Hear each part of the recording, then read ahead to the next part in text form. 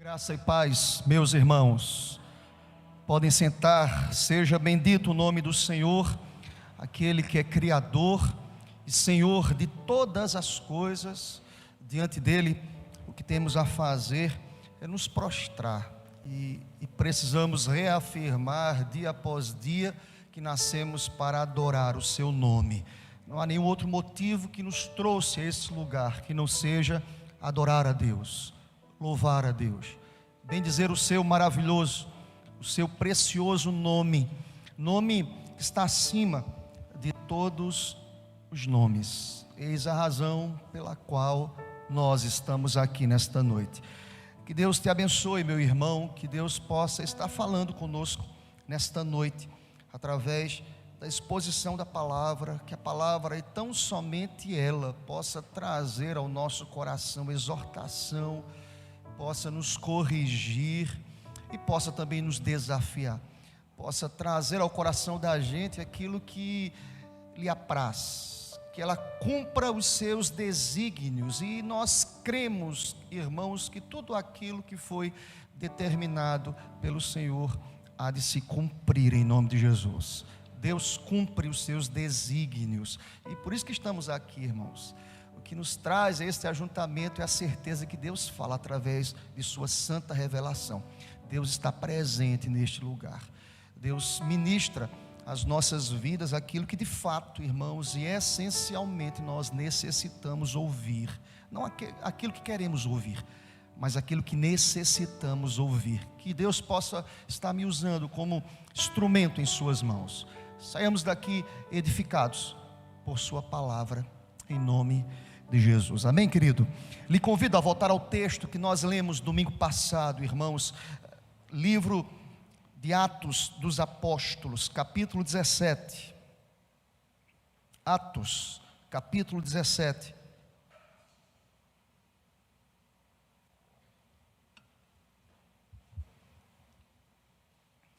A leitura acontecerá a partir do versículo 16.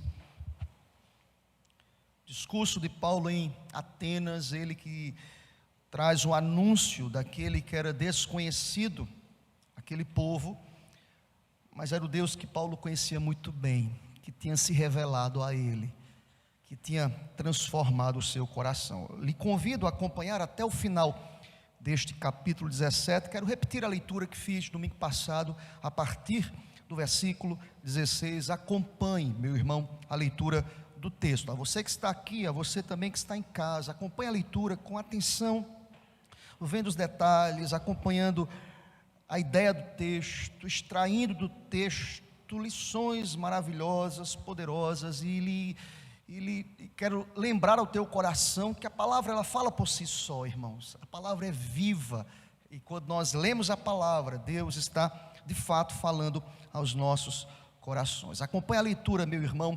Enquanto Paulo, verso 16, os esperava em Atenas, o seu espírito se revoltava em face da idolatria dominante naquela cidade. Por isso, ele dissertava na sinagoga entre os judeus e os gentios piedosos, também na praça, todos os dias entre os que se encontravam ali.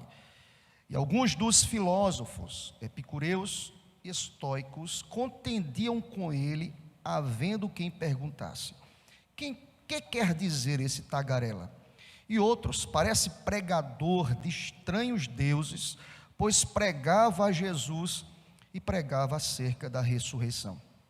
Então, tomando-o consigo, levaram ao Areópago, dizendo: poderemos saber que nova doutrina é essa que você nos ensina, posto que nos trazes aos ouvidos coisas estranhas? Queremos saber o que vem a ser isso, pois todos os de Atenas e os estrangeiros residentes de outra coisa não cuidavam senão dizer ou ouvir as últimas novidades. Então Paulo, levantando-se no meio do Areópago, disse: senhores atenienses, em tudo vos vejo acentuadamente religiosos, porque passando e observando os objetos de vosso culto, encontrei também um altar no qual está escrito: ao Deus desconhecido.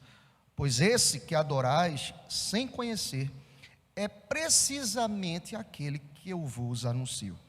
O Deus que fez o mundo e tudo que nele existe, sendo ele Senhor do céu e da terra, não habita em santuários feitos por mãos humanas, nem é servido por mãos humanas, como se de alguma coisa precisasse, pois ele mesmo é quem a todos dá vida, respiração e tudo mais. De um só fez toda a raça humana para habitar sobre a face da terra, havendo fixado os tempos previamente estabelecidos e os limites da sua habitação, para buscarem a Deus, se porventura, tateando, possam achar, bem que não está longe de cada um de nós, pois nele vivemos e nos movemos e existimos, como alguns dos nossos poetas têm dito, porque dele também somos geração. Sendo, pois, geração de Deus, não devemos pensar que a divindade é semelhante ao outro, a ouro, a prata ou a pedra, trabalhados pela arte e pela imaginação do homem. Ora, não levou Deus em conta os tempos da ignorância. Agora, porém, notifica aos homens que todos, em toda parte, se arrependam, porquanto estabeleceu um dia em que há de julgar o mundo com justiça, por meio de um varão que destinou e acreditou diante de todos, ressuscitando dentre os mortos. Quando eles ouviram falar de ressurreição de mortos, uns escarneceram e outros disseram: a respeito disso te ouviremos noutra ocasião. A essa altura, Paulo se retirou do meio deles. Houve, porém, alguns homens que se agregaram a ele e creram. Entre eles estava Dionísio, o Areopagita, uma mulher chamada Damares, e com eles outros mais. Seja bendito o nome do Senhor para sempre. Vamos orar, meus irmãos, rogando a Deus a iluminação do Espírito, para que Deus nos ensine, na continuidade da exposição desta sessão, desses versículos que nós lemos aqui mais uma vez nesta noite. Oremos ao Senhor. Deus, ensina-nos nesta noite, Pai. Estamos aqui para ouvir a Tua voz, estamos aqui para aprender da Tua palavra, Pai. Não há nenhum motivador maior do que a certeza de que o Senhor fala conosco através da Tua santa palavra, Pai. Eu te peço, ó Deus, usa-me como instrumento em Tuas mãos, que a Tua palavra possa nos corrigir, que a Tua palavra também nos exorte, que a Tua palavra santifique as nossas vidas, mas que ela também possa desafiar a cada coração, Deus, a começar do meu. Possamos entender a Tua palavra. Usa-me, Pai, e que possamos compreender aquilo que Deus quer nos ensinar. Faz isso para a honra, para a glória, para o louvor do Teu nome. Aleluia. Amém, Senhor. Glória a Deus. Irmãos, nós temos uma boa parte dos irmãos que estão aqui hoje à noite, que estavam aqui domingo passado à noite. Tá certo? Claro que eu não vou repetir a primeira parte do sermão, até para não ficar redundante mais. Mas em síntese, meus irmãos, nós estamos estudando a presença do apóstolo Paulo nessa cidade, a capital, Atenas, aqui, da Grécia. E nós sabemos que Paulo, antes de chegar nessa cidade, Paulo estava vindo de uma segunda viagem missionária, em cidades em que ele estava ali propagando o evangelho a tantas pessoas. Eu gosto muito do livro de Atos, porque o livro de Atos, para muitos comentaristas, Atos é a continuidade do evangelho de Lucas. Se você não sabia, sei que todos, boa parte já sabe, Atos foi escrito pelo Dr. Lucas. Lucas, que dos evangelistas, daqueles que narraram a vida de Jesus, Lucas foi aquele que em seu evangelho trouxe detalhes que os outros não fizeram em seus evangelhos. Lucas foi extremamente detalhista em seu evangelho. Ele trouxe coisas que os outros não apontaram. Ele foi extremamente detalhista. Ele percebia as nuances ali do comportamento de Jesus, os milagres, os feitos de Jesus. E Lucas escreve com a maestria interessantíssima, meus irmãos. E o que é que Lucas faz no evangelho de Lucas, no seu evangelho? Lucas, ele registra os atos e o comportamento de Jesus. Há quem diga, como dizíamos, que o livro de Atos é a segunda parte do Evangelho. É como se Lucas agora estivesse não apenas trazendo o registro de Jesus, mas agora Lucas, em continuidade, traz o registro da igreja de Jesus. É uma continuidade, é uma série de ministrações de Lucas. Ele registra o comportamento de Jesus e, a partir do livro de Atos, Lucas traz uma série do comportamento, da vida e da lida da igreja primitiva, o registro do comportamento dessa igreja.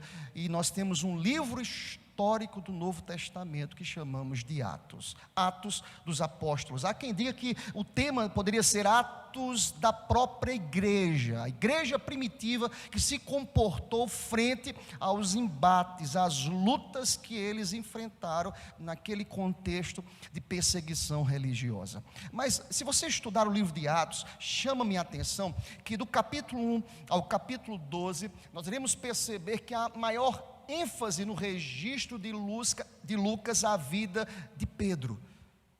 Pedro, que teve um ministério específico, ou seja, mais acentuado aos judeus. Do capítulo 1 ao capítulo 12, pode estudar o livro de Atos, o Lucas, o doutor Lucas, ele vai trazer de maneira acentuada a vida, o ministério, as pregações, o comportamento de Pedro, um homem de Deus, levantado por Deus para desafiar os judeus. Quem não lembra o célebre sermão de Pedro, ali no capítulo 2 de Atos, depois que Pedro, cheio do Espírito Santo, prega a palavra, uma multidão de 3.000 pessoas procura o pregador Pedro e fala: o que podemos fazer agora? O coração estava tomado pela graça de Deus. Pedro, inspirado por Deus, iluminado por Deus, diz: arrependam-se, convertam-se e sejam batizados. Percebam, irmãos, Lucas investe até o capítulo 12 para destacar o comportamento e a vida desse homem de Deus chamado Pedro. Se você continuar estudando o livro de Atos, que traz esses registros, a partir do capítulo 13, até o final do capítulo, até o final do livro, capítulo 28, Lucas muda o foco. Lucas começa agora a destacar o comportamento desse bandeirante chamado Paulo, desse homem de Deus, que foi levantado por Deus agora para ter um ministério mais acentuado, não entre os judeus, apesar que ele tinha livre acesso, livre trânsito entre os judeus, mas o ministério de Paulo é extremamente acentuado entre os gentios, de tal forma que Paulo foi conhecido como um apóstolo dos gentios. É nesse pano de fundo do registro de Lucas, em que Paulo está pregando entre os gentios, que nós lemos o capítulo 17. Nesta noite, o domingo passado, desde domingo passado, em que Paulo, vindo dessa segunda viagem missionária, começa a enfrentar os desafios da oposição nesta capital extremamente idólatra. Há um historiador judeu chamado Petrônio, que viveu entre 27 e 67 depois de Cristo. Ele diz assim: olha, é interessante que você chegava em Atenas, era muito mais fácil encontrar um altar a um deus do que um homem nessa cidade. Tantos deuses, tanta idolatria, tanto misticismo nesta cidade. Quem era Paulo? Paulo era aquele que, diante das perseguições, foi convidado ou lançado fora das cidades que ele passou pelos seus companheiros de viagem, dizendo: Paulo, vai para Atenas, Paulo, sai daqui, vai para aquele lugar extremamente idólatra e fica quieto, porque senão você vai morrer. O que é que Paulo faz? Nós estudamos semana passada. Paulo chega nessa cidade extremamente idólatra e diz a palavra, desde o versículo 16, que nós lemos que o seu espírito se revoltava frente à idolatria daquele povo. Nós saímos daqui, irmãos, domingo passado, com os corações, pelo menos o meu, irmãos, motivado no sentido de pregarmos o Evangelho, independentemente do contexto em que nós estamos inseridos. Nós precisamos pregar a Cristo, nós precisamos apontar a Cristo, e Paulo não se acovardou.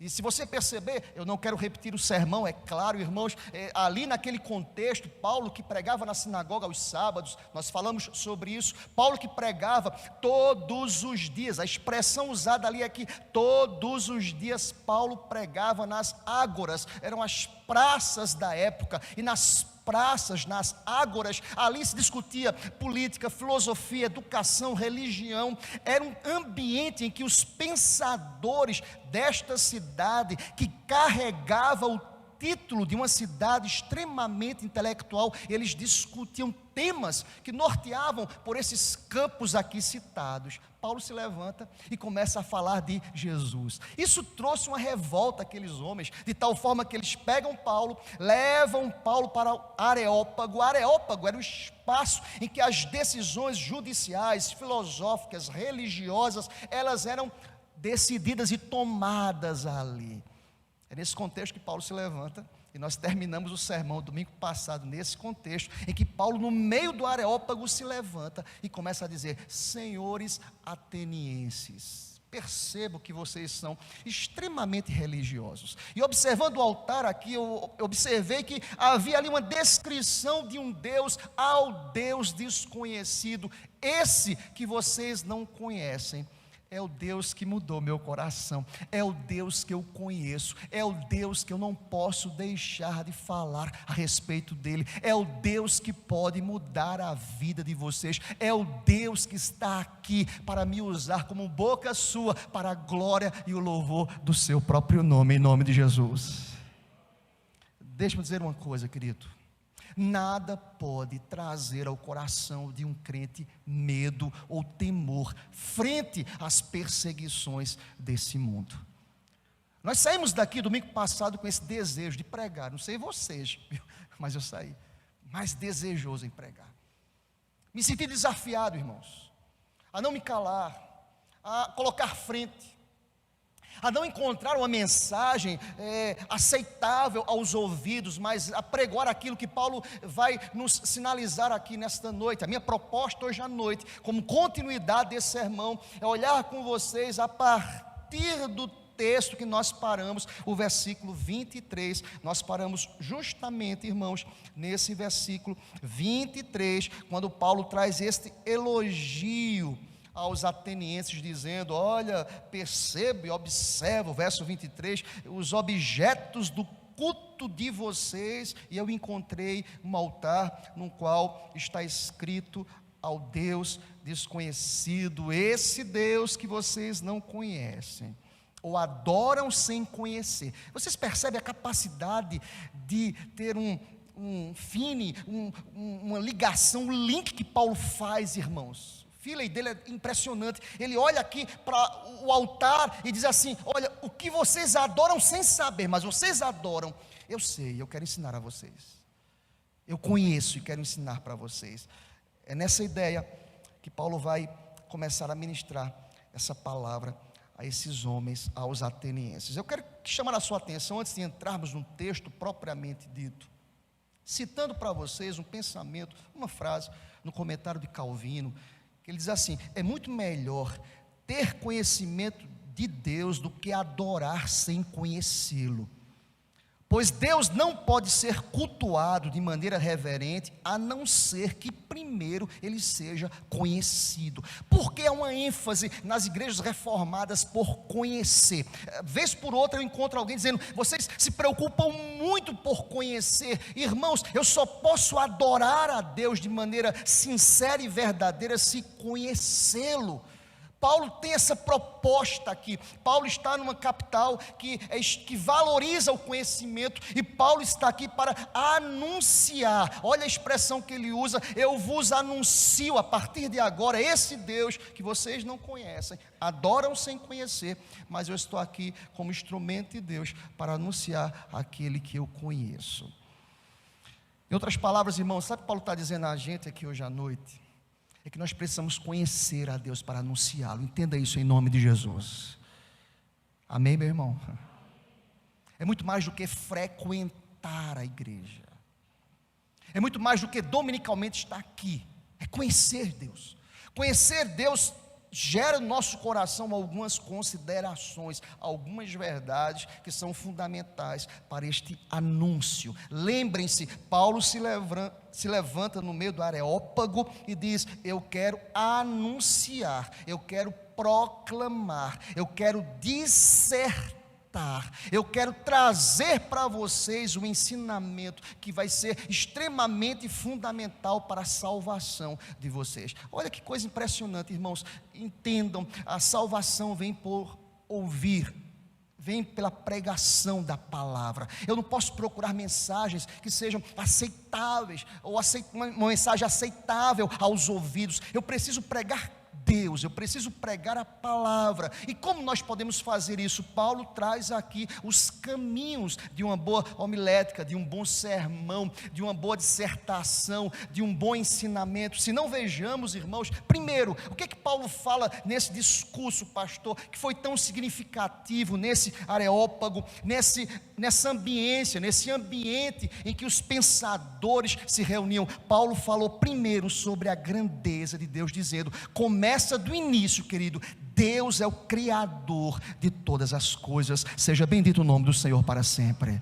Olha para o verso 24, como nós começamos um evangelismo, irmãos, como nós começamos uma palavra, como nós começamos a ensinar aqueles que não conhecem a Deus, começa num princípio. Olha para o verso 24, eu quero falar para vocês sobre o Deus que fez o mundo, e tudo que nele existe, sendo ele Senhor do céu e da terra, não habita em santuários feitos por mãos humanas. Irmãos, ele está numa cidade extremamente idólatra, e começa a sua mensagem dizendo: olha, ele é o Criador, ele não está adequado, ele não está equacionado aos altares que vocês levantam aqui. Não tem esse que é desconhecido, porque ele é maior do que todos esses outros. Percebe a capacidade que Paulo usa aqui de argumentação, de dissertação?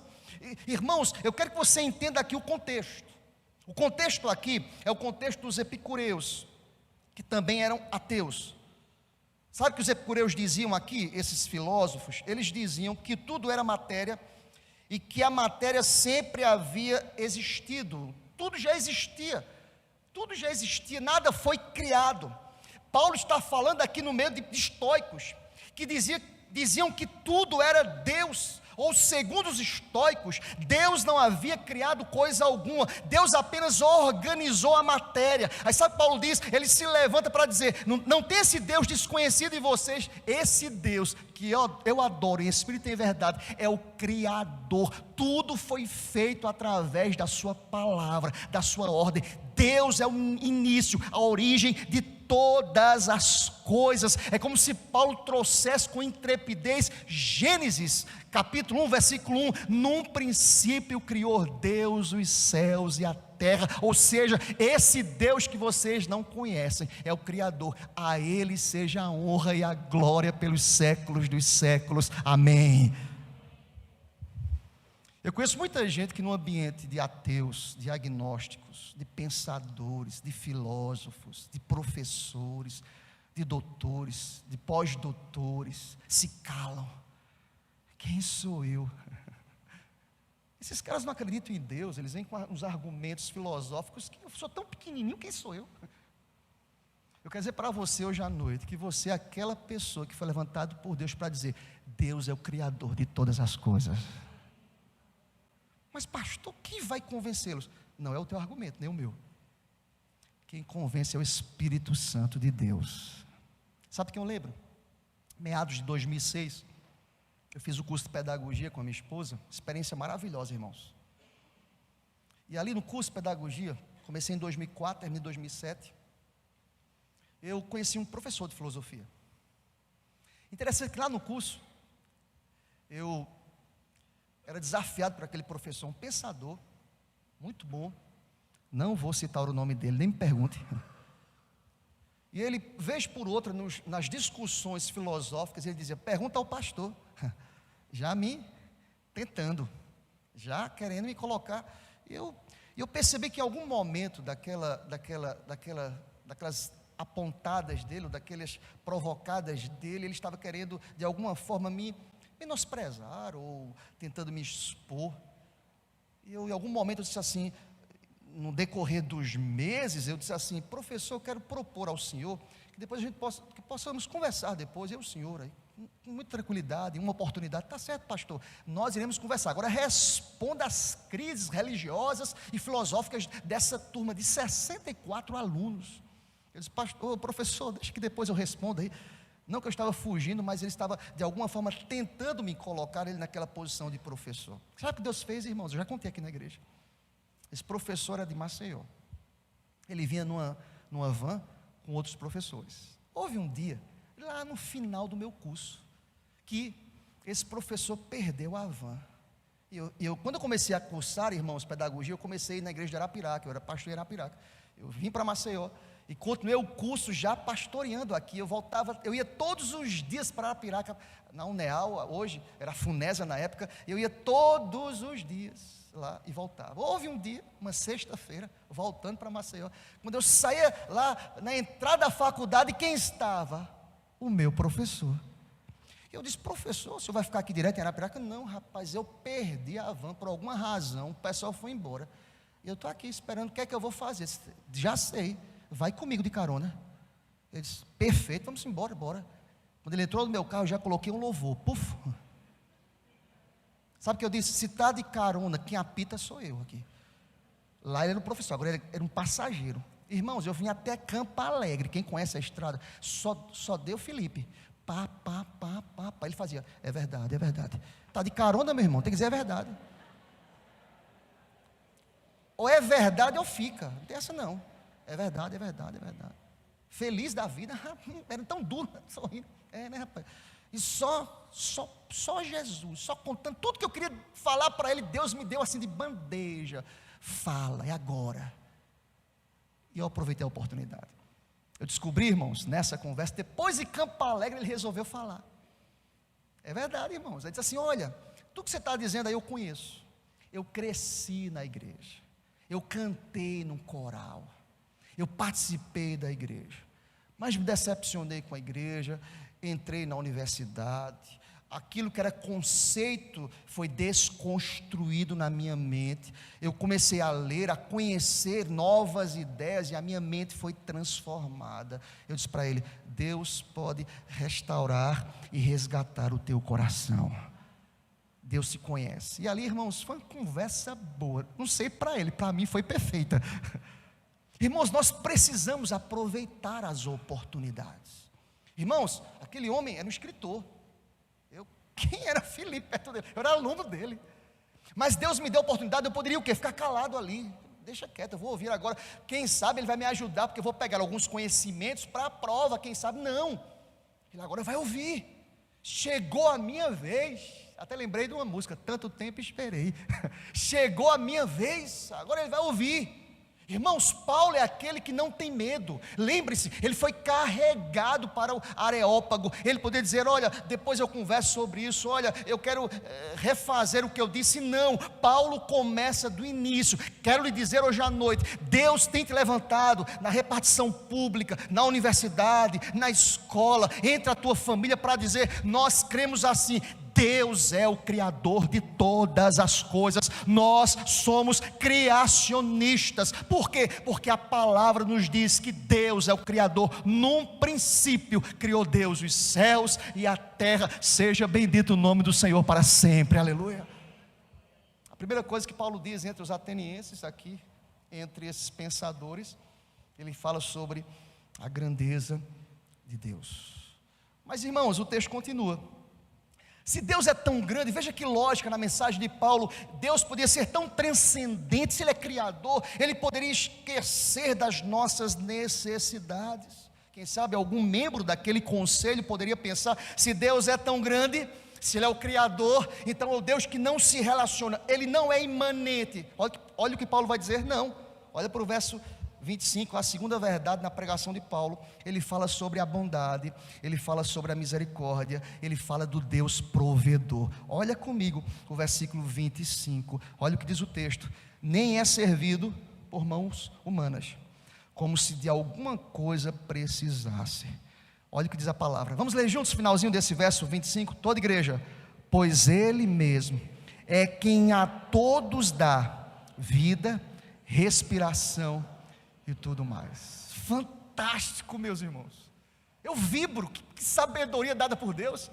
Deus é o Criador transcendente, mas Ele é imanente, é relacional, Ele se relaciona conosco, nessa perspectiva, irmãos, de dar às nossas vidas respiração, dar vida e dar muito mais. Veja como Paulo quer nos ensinar aqui, irmãos. Os homens podem orgulhar-se de servir a Deus, mas na verdade é Deus que serve aos homens. Que coisa fantástica. Paulo vai dizer, ele não é servido por mãos humanas. Paulo estava num contexto de vaidade, de arrogância, de pessoas que batiam no peito, de pessoas que falavam, comamos e nos alegramos, ou bebamos, porque amanhã morreremos. Não, Paulo diz, olha, tem um Deus que é criador, mas um Deus que está disposto a nos abençoar, a derramar sobre nós a provisão.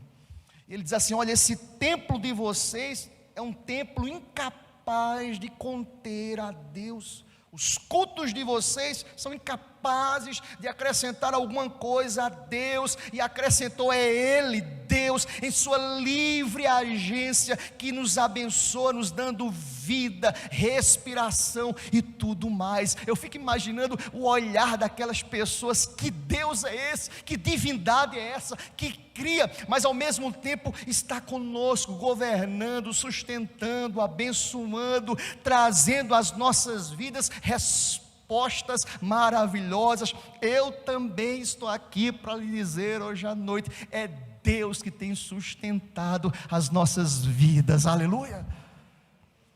Você tem sido autorizado por Deus para dizer às pessoas lá fora, existe um Deus que é o provedor de todas as coisas. Diga isso às pessoas.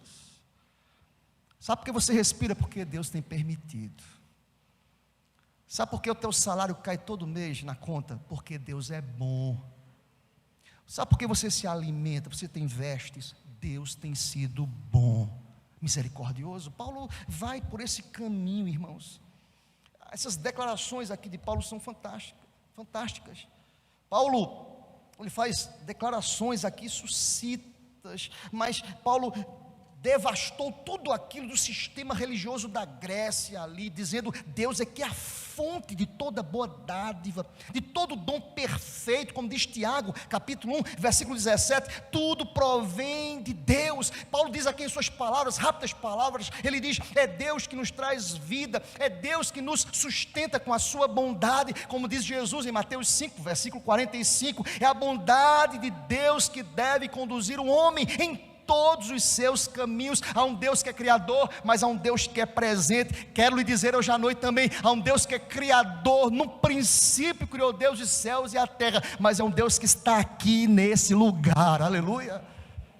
Ele habita em cada coração. Seja bendito o nome do Senhor. Que Deus é esse, irmãos? Que amor é esse? Seja bendito o nome do Senhor Deus. Mas Ele não para por aí, irmãos.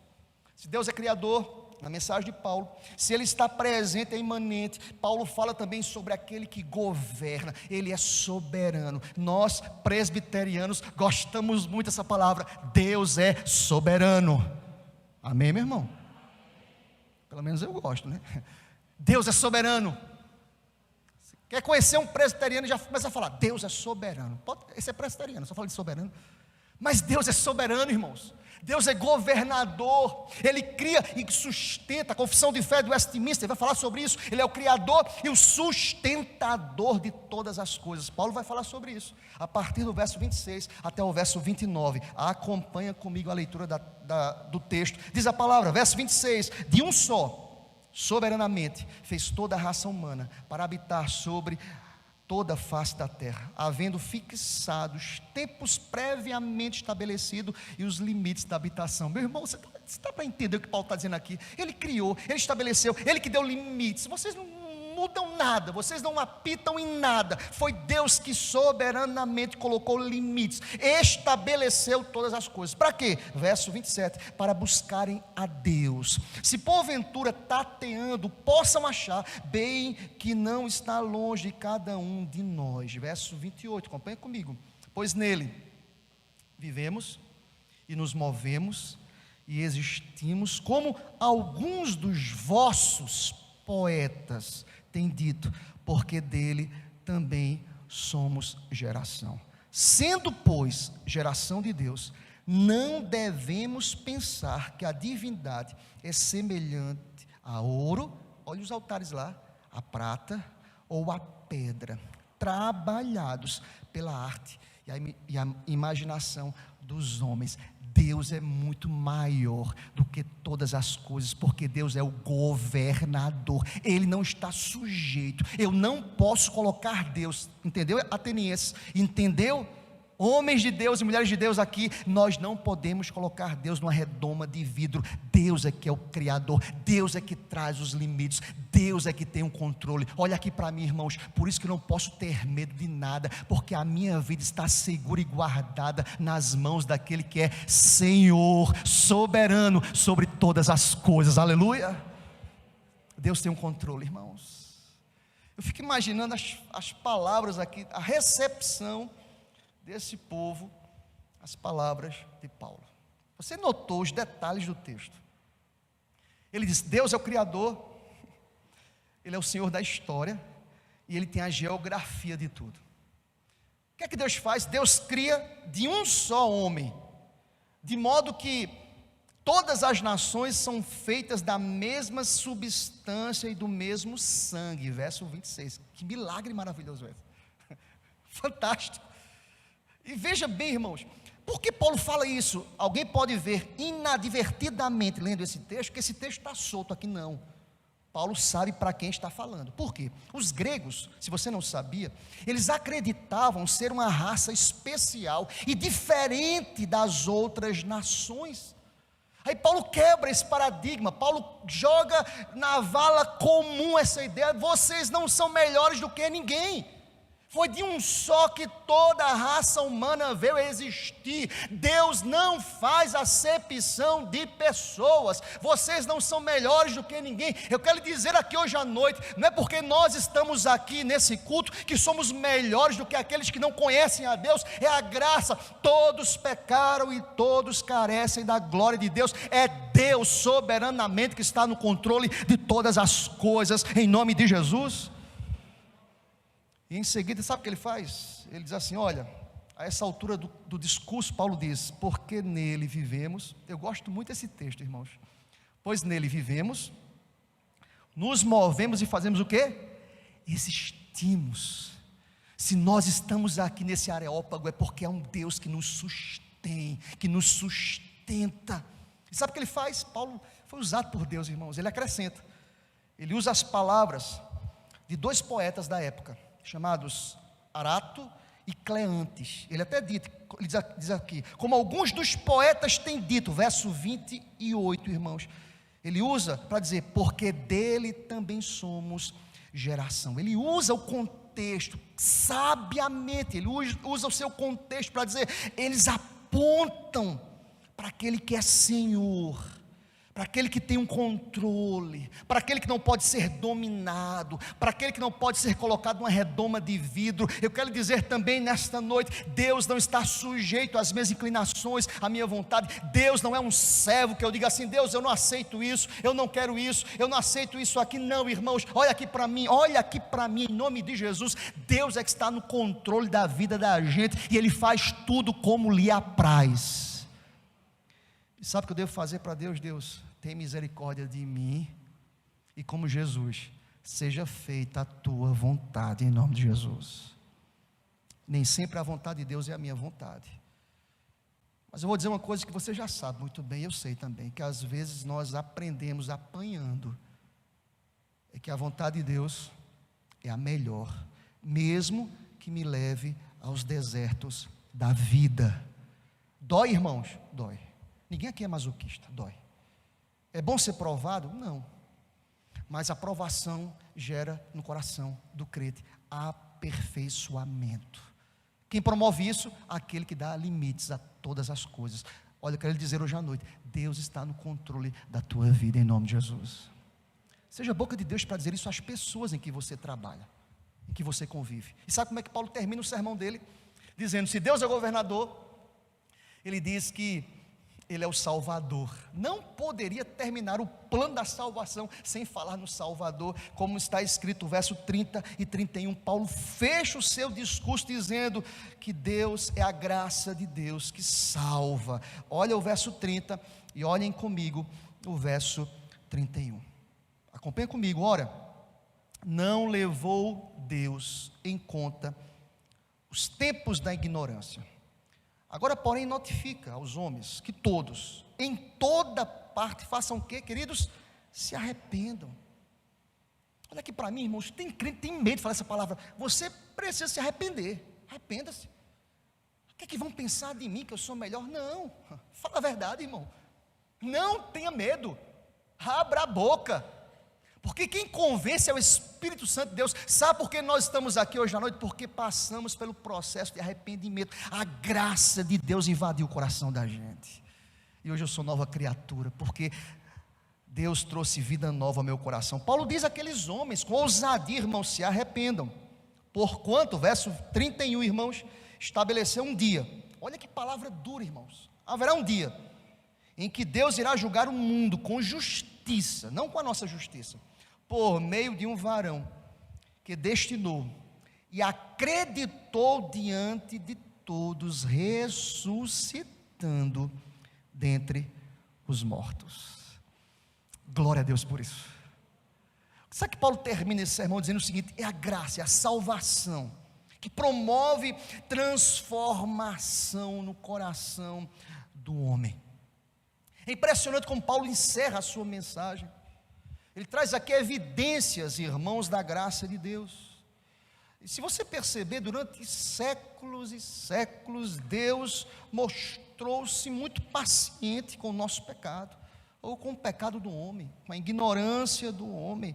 Ele fala isso, verso 30, que Deus misericordioso, Deus não levou em conta os tempos da nossa ignorância. Como Deus é paciente, a graça, irmãos. Tem gente aqui hoje à noite que não queria nem saber de igreja, de crente.